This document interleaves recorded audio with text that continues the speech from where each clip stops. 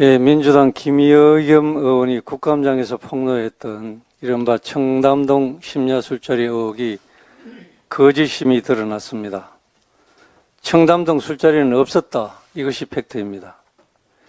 김여겸 대변인이 근거라고 제시했던 그 내용이 모두 거짓으로 밝혀졌습니다.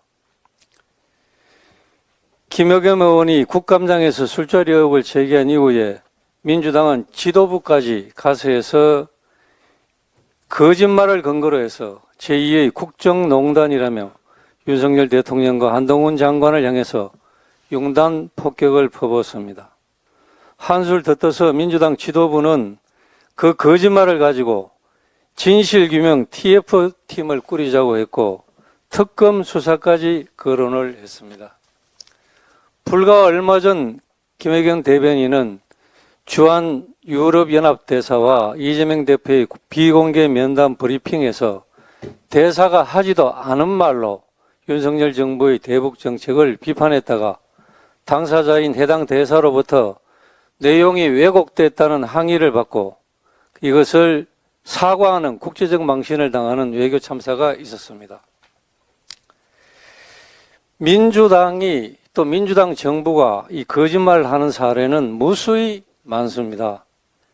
문재인 정부 때 일본과 이 지소미아를 파기하는 결정을 하면서 미국도 충분히 이해를 했다 이렇게 발표를 했습니다.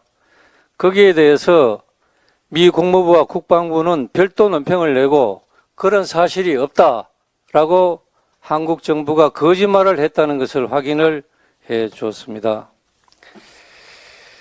그리고 광우병 계담 때는 미국산 소고기를 먹으면 전부 머리에 구멍이 뚫려서 죽는다. 이명박 대통령이 국민을 죽이려고 미국산 소고기를 수입한다.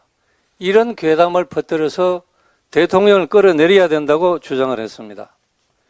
지금 14년의 시간이 지났지만은 광우병 걸린 사람 한 사람도 없습니다. 천안함 폭침 때는 우리의 국군들이 북한의 도발에 의해서 꽃다운 생명을 잃었습니다. 이때 우리 군 조작설을 만들어냈습니다. 세월호 사고 때는 미 잠수함 충돌설 이런 황당한 괴담을 만들어냈습니다. 문재인 대통령은 일본 후쿠시마 원전 사고로 1368명이 사망했다. 이런 허무맹랑한 원전 괴담을 퍼뜨렸습니다. 방사능으로 사망한 사람은 당시 한 사람도 없었습니다. 최근에도 민주당은 월성 원전에서 삼중수소가 유출됐다. 그렇기 때문에 월성 원전 폐쇄가 불가피함이 확인됐다. 이런 주장도 했습니다.